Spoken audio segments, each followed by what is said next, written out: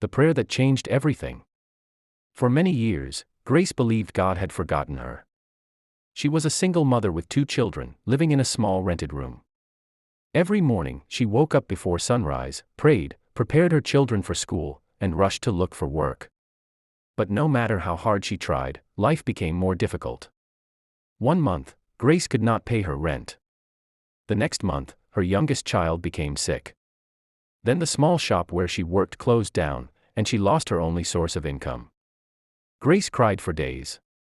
One night, after her children had fallen asleep, she knelt beside her bed and said, "Lord, I do not understand what is happening. But I still choose to trust you." The next morning, she received a phone call from an old woman she had once helped at church. The woman said, "Grace, I have been praying, and your name kept coming into my heart. I want you to come and see me." Grace went without knowing why. When she arrived, the woman handed her an envelope.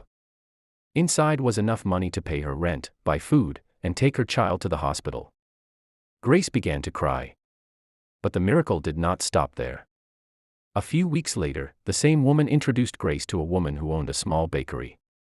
The bakery owner needed someone honest and hardworking to help manage the business. Grace got the job. Months later, she was promoted.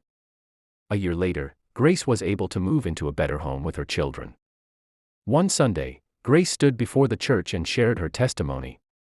She said, "I thought my life was over. I thought God was silent. But God was working in places I could not see. When I had nothing left, He made a way for me." The church became quiet. Then Grace lifted her hands and said, "Never give up on God.